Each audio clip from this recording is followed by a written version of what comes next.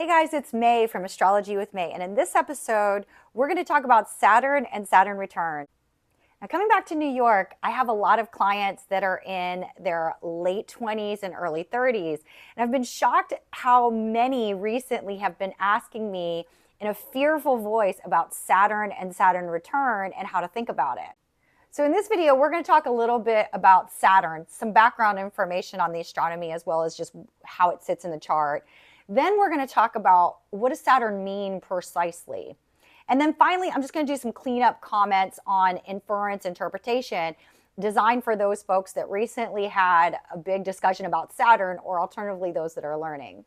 But before we get into that, well, I have been an astrologer for 10 years and I have been studying astrology for 30 years. This is the first video I've ever made. And so it would be amazing if you could like, share, comment, or subscribe to help me grow my channel. Now, let's get into Saturn and Saturn return. So first, let's talk a little bit about Saturn the planet.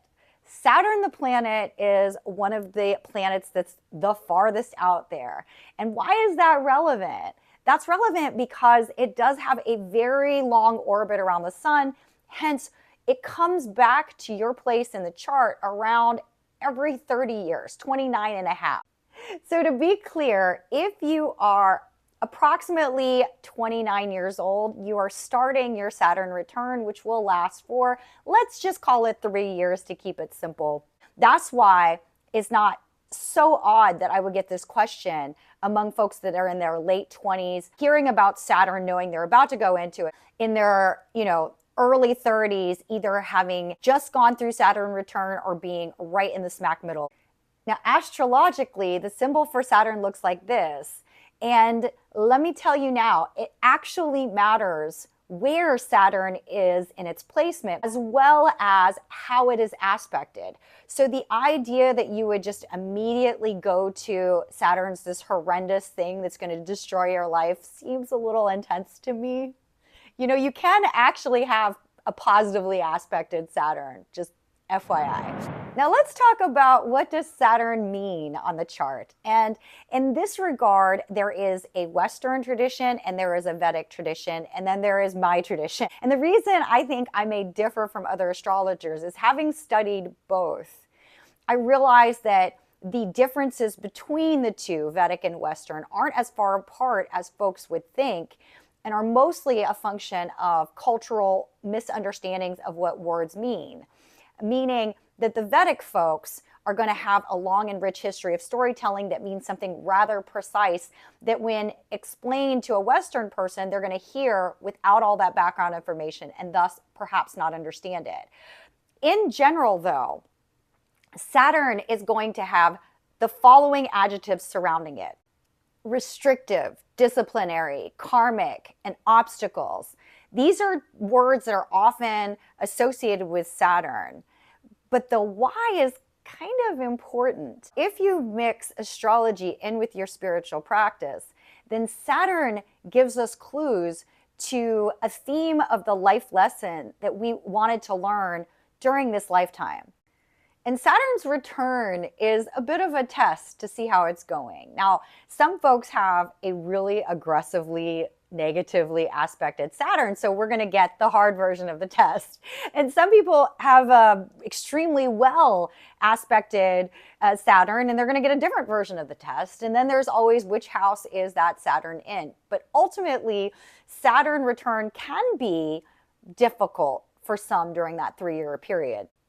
But let's talk about the nature of the Saturn test. The Saturn test is going to feel like the SATs, unpleasant for sure, but worth it for what we're trying to achieve.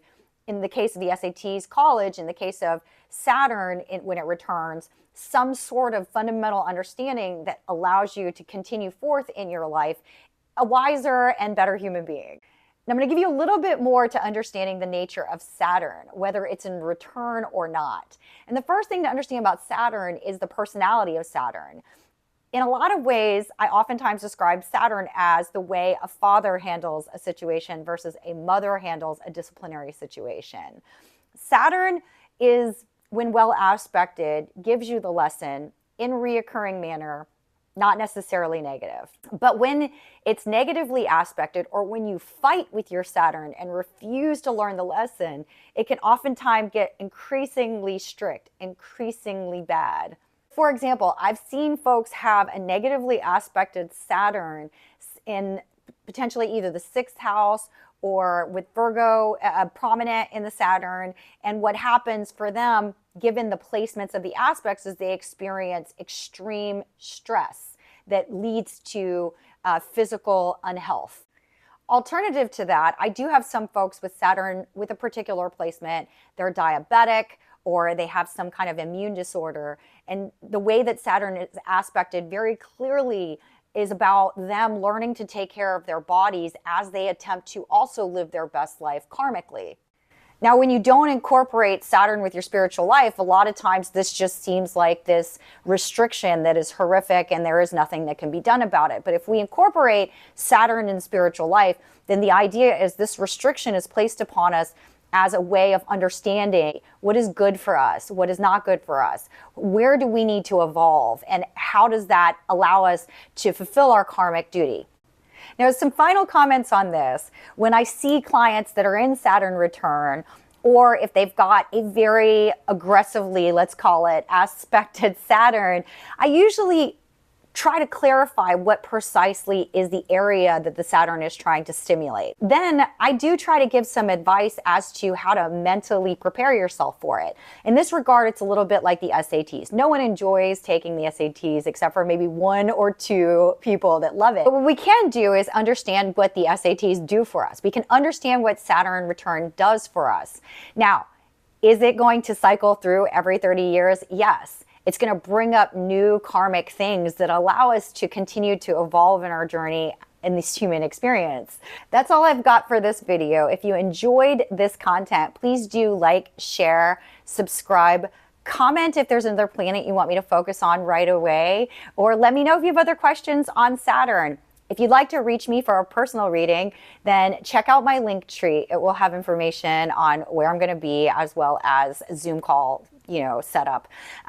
Additionally, if you happen to live in St. Pete or the greater Tampa area, check me out at Spirit Fest, January 18th and 19th. It's that Saturday and Sunday. I will have a booth there, and we're still figuring out if there's room in the schedule for me to present.